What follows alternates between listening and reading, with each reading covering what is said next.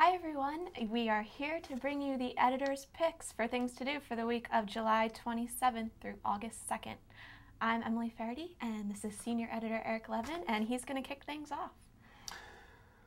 Big kickoff for the Atlantic City Food and Wine Festival taking place this weekend at the Harrah's Resort. And if you consider yourself a foodie, as I do and many of us do, well, first of all, let me digress a second. This is the issue for you folks. It's just come out, our brand new annual fine dining issue, and it's available to subscribers. They get it this week, and next week you can buy it anywhere on the newsstand. Okay, so much for the plug. Now back to the Atlantic City Food and Wine Festival. It's going to have some really neat celebrity guests like Emeril Lagasse, who's going to kick it up a notch and go boom and pow, and Ingrid Hoffman. And then one of my favorite guys from the Food Channel, Guy Fieri, is going to be on from, what is it, Diners, Dives, and... Drive-ins, Diners, and Dives. Yeah. I don't remember what order it goes in. He's great. He's so funny. He has a good job. I'd like to have that job. Yeah, definitely. Anyway, he'll be there, and so will Jersey's own superstar chef Tom Colicchio.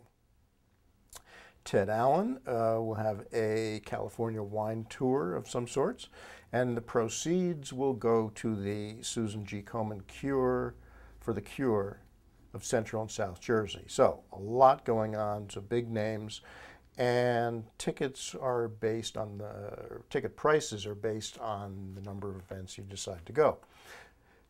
So to see the full list, to purchase tickets, you can go to acfoodandwine.com.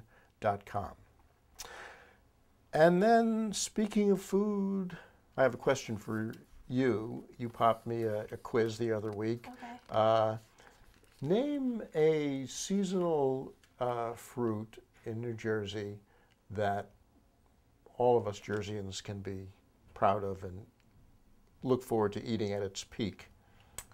Well, Georgia is not the only state known for its peaches. Georgia on my mind, that's so right. I think it's peaches. It's peaches. They're getting good this time of year. It's peaches. They are really good. Now is the time to get them. And here is the place to go learn about everything having to do with the fuzzy fruit. That's the Peach Festival and Country Auction this Saturday, August 1st, sponsored by the Community Presbyterian Church in Chester. You can just sample about everything that's made from a peach, like cobblers, pies, ice cream, jellies, preserves, and on and on. Apparently, at the festival, they use about 16,000 peaches to come up with all these things that you can sample and buy. So go check it out from 10 to 4 p.m. This Saturday, August 1st. And for more information, you can go to cpcchester.org/peach. Speaking of peaches, here's our peach, Emily. Oh, thanks, Eric. Yeah. Okay, this has nothing to do with peaches, but there is a new art exhibition opening on Friday, July 31st, and continuing through Monday, August 31st, and that is at the Visual Arts Center of New Jersey in Summit. Now, the subject of the gallery the subject of the exhibit is Newark. It's called Brick City 07101, and it's going to be the main gallery's summer show. And it celebrates the city of Newark as a vibrant art scene. It's going to feature 6 of Newark's emerging artists that they feel best represent the city as a whole. So the event is free, it's open to the public, but there is a suggested donation of $5 for adults and $3 for seniors and children. So I'm not sure why they say it's free. Gallery hours are Monday through Thursday, 9:30 a.m. to 8 p.m., Friday, 9:30 in the morning to 4:30 p.m., and Saturday through Sunday from 10 to 4. And so for more information on this, you can go to artscenternj.org. And then on Friday, there's a huge event going on up at the historic Liberty State Park in Jersey City, and that is the 2nd annual All Points West Music and Arts Festival. Now, last summer's inaugural concert, that had about 79,000 people attend, and this year they're expecting even more. It's an awesome venue for this 3-day festival because you have great views of the Statue of Liberty, Ellis Island, and the skyline of Manhattan. So it should be really incredible. There's going to be more than 65 different musical artists on 3 stages. On Friday, the headliners are the Beastie Boys. On Saturday, it's Tool, and on Sunday, it's Coldplay. But there are so many other acts to check out. I mean, I could list them all. The Black Keys, Arctic Monkeys, Silver Sun Pickups, Yeah Yeah Yeahs, The Cool Kids, MGMT, the Ting Tings, Fleet Foxes, Vampire Weekend, and New Jersey's own The Gaslight Anthem from New Brunswick. So how many of those do you know, Eric? But the list goes on and on. I'm pleading the fifth. Yes. So, and since this is the second year for it, thanks to fan feedback from last year, there will be larger beer gardens for all of you 21 and older, and improved NJ Transit and ferry boat service. So it's going to be a great event, and the proceeds, a portion of the proceeds go to the Friends of Liberty State Park, which is great. So the festival will be from noon to 11:30 each day. Tickets are $89 for a single day or $199 for a 3-day pass.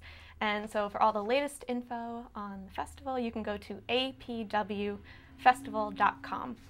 And finally, it's time for dining. Time for dining, but first, another thought about Liberty State Park and the Statue of Liberty. One of the other things that you can see from the statue is the Liberty National Golf Club, which is a super high-end, ultra-private, blah, blah, blah, beautiful course that's built right out on the water.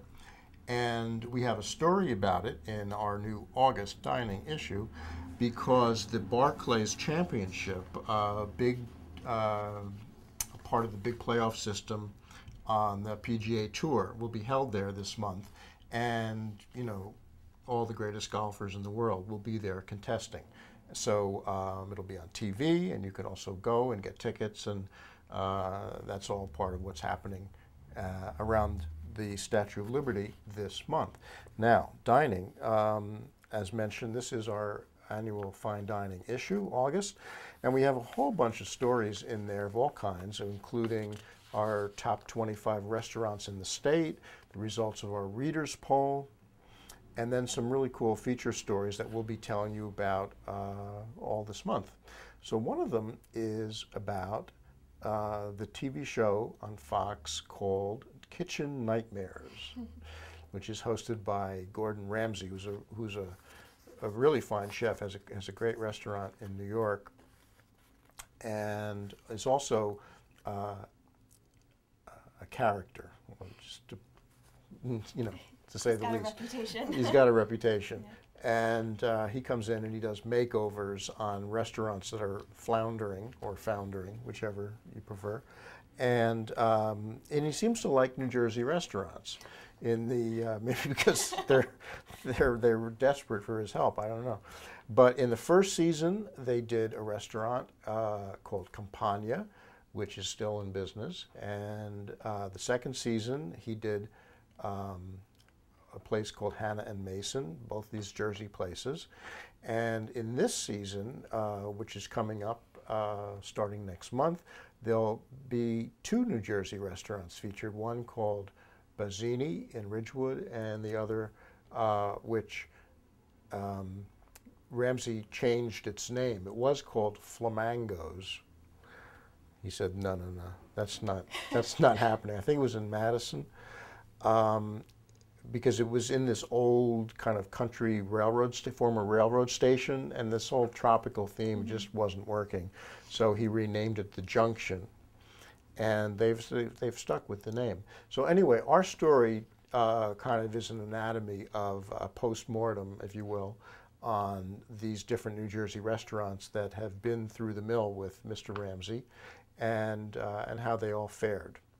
So you can read all about it, as they say, and we will see you next week.